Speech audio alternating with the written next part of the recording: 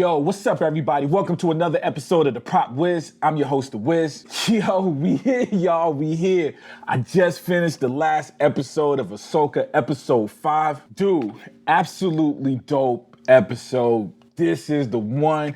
I read online and saw some videos where people said episode 4 was the best episode yet. If you saw my review, my last review, I somewhat disagreed. I do think it was a dope episode, but for me, it felt more of a setup. This episode kind of proved that I'm right, but that setup was paid off well. Like it was setting it up for what was going to happen in this episode, and they delivered. Look, we ain't even gonna beat around the bush. The last episode ended with Anakin Skywalker after Ahsoka woke up in the world in between worlds, and then cliffhanger, man.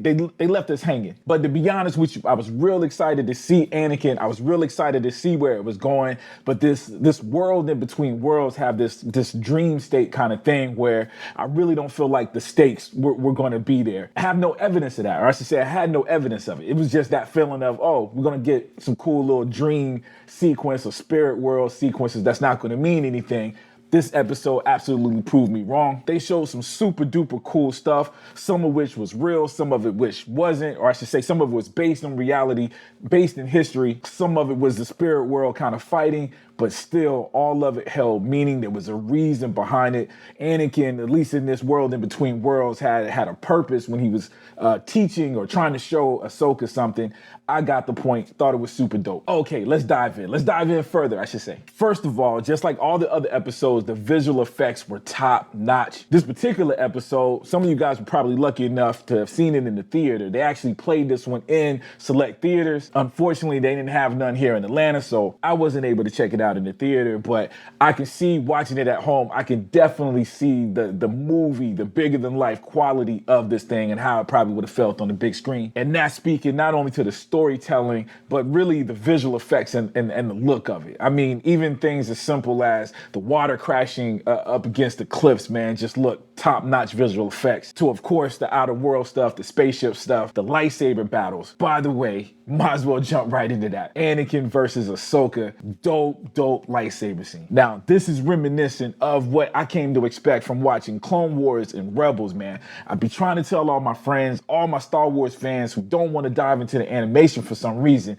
in my opinion, Clone Wars, Rebels have some of the best lightsaber scenes in Star Wars, period. Now, don't get me wrong. You get the emotional fights from the Return of the Jedi. You got some emotional stuff. Empire Strikes Back is my favorite Star Wars movie. Dope lightsaber. You know, the duality between the characters are dope. But I mean, just in terms of skill, lightsaber twisting and just all of that crazy next level Jedi stuff, man. To me, that was always in Clone Wars. It was always in Rebels, and it quite didn't translate, or they just didn't have a chance to really show it in live action. Half of the reason because Clone Wars take place during the time where all the Jedis were top notch. And of course, most of the movies are during times when all the Jedis are long gone or being hunted in hiding, what have you. Regardless, Dave Filoni, that's it, man. I'm always preaching his name. I said it in the other videos, but look, Dave Filoni, the man that brought us Clone Wars, the man that brought us Rebels, and half of the team that brought us Mandalorian.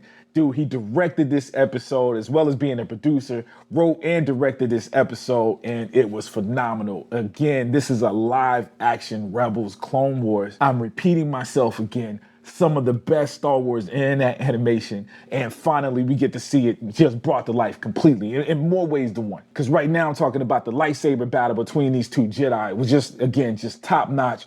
Real good, man. Christian Hayden, man, he's top of his game. It's crazy because I just seen the behind the scenes of him fighting Count Dooku, because you could really see how hard Hayden Christensen trained for that fight, that Dooku fight, and barely any of it made it into the film from what I saw. So it was real cool seeing that behind the scenes. Sucked that we didn't get to see it in the movie, but I felt like this Ahsoka episode made up for it. Like it was just very, very skillful. You can see the dude is a beast with the lightsaber. I'm talking about the actor himself. Like you could tell he done trained for this. He knows how to make it look sharp, knows how to make it look good. And it was just top notch, man. Just playing with that duality between, you know, regular Anakin Skywalker and Vader, as the scene did show some flashes, like they would show a flash of Darth Vader here and there. We got to see Anakin wielding both his blue lightsaber as well as his red lightsaber. We did the Sith eye thing, man. It was just a real cool scene, man. It showed a lot of variety in terms of Anakin Skywalker. Another dope thing that happened during this scene was they showed us the Clone Wars, an actual battle in the Clone Wars, and they showed Ahsoka as a young kid. So again, if you're a fan of Clone Wars, this is where the payoff really happened. Again, just like the other episodes, you don't have to see the Clone Wars to love this episode, but if you've seen those, there was those Easter eggs just in general, even to have Anakin actually had the uniform that he had on in the Clone Wars animated series. And it also showed Ahsoka younger, a bigger head version of her, basically looking exactly the way she looked in the animated series. That was a treat, man. You know what I'm saying? And just seeing that battle, that war, you know, we got a lot of that from the movies. Man, this was deeper. You know what I'm saying? Like it felt like a real war, like a war scene from a Vietnam documentary or something. And we got to see a version of Skywalker again that we've only seen in animated form, which is Master Skywalker, who has a Padawan, who's training this Padawan. Dope scene, man. We got to see some stormtroopers again that we only seen in the cartoon, specific stormtroopers. Just phenomenal scene, man. Phenomenal scene. And did I say that already? I'm saying it again. It was a phenomenal scene. And pretty much made the episode dope, man. This is one of those episodes where the action was front heavy. There was more dialogue based the second half, but that was okay. And with that being said, this episode felt longer than the other ones.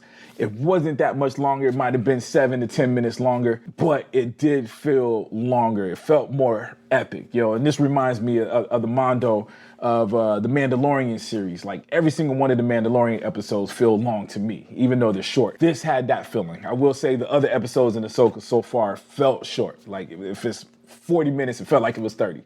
This one actually felt like an hour. And again, that was just the smart way that they kind of layered the action at the beginning, where it felt like it was over at the end of the action. And then there was this little bit of story that sets us up for the rest of the Ahsoka series. With that being said, they showed a little bit more of Jason, Hera's son. Perfect. We already know that his father was a Jedi, probably already, you know, smart enough to know that they were going to show him have some kind of force abilities and be sensitive to the force. They really knocked that out the park with this episode. Very organic. You know what I'm saying? Not like he had super duper Jedi training. He's a young kid, just feels like he was a little bit more connected to the force, specifically in this episode. Real cool scene. Very subtle, but real cool how they showed that he was in touch and just showing the promising of this character. You know what I'm saying? We got another character in there, potential Jedi, that they can really do something with if they want to in future Star Wars movies. Hera herself, man, I still feel like they're using her to kind of show us the political side and some of the things that's going on with the rebellion, or no longer the rebellion, right? The New Republic. Real dope, man. It's real sad to see her get in trouble. And it was also sad to see that she won't be in some of the adventure in the next episode. She might be in the episodes, but she didn't go on the journey that Ahsoka went on at the end of this episode. So skipping right to the ending, right? The episode actually ended with Ahsoka hitching a ride with the whales, the little space whales, man, doing their little light speed thing across the galaxy, where we're assuming they're going to where Ezra is. I mean, obviously that's where they're going. You know what I mean? They tried to leave a little bit of mystery, but in a real cool way. Ahsoka actually makes a statement when asked. She said, I don't know where we're going, you know?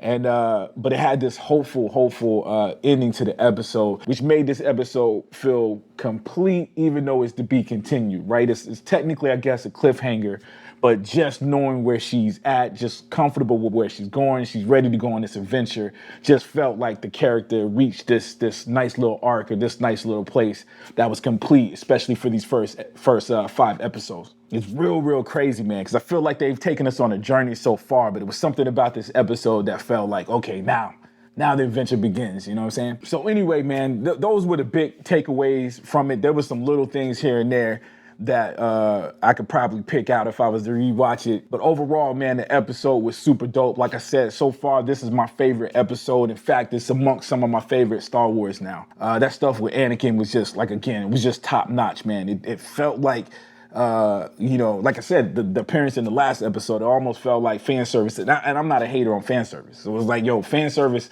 I'm a fan. Bring it on.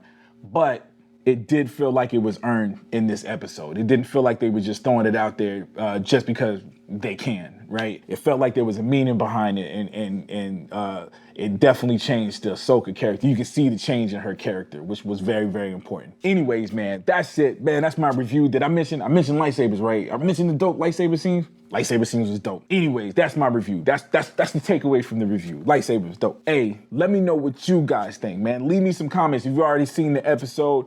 If you have, leave me some comments, man. Let me know what you guys think. Along them same lines, if you like this video, please hit that like button. If you haven't already, please subscribe. Also, check me out on Instagram at the Prop Wiz. And as always, I love you guys to death, and I'll check you out next time, all right? Peace.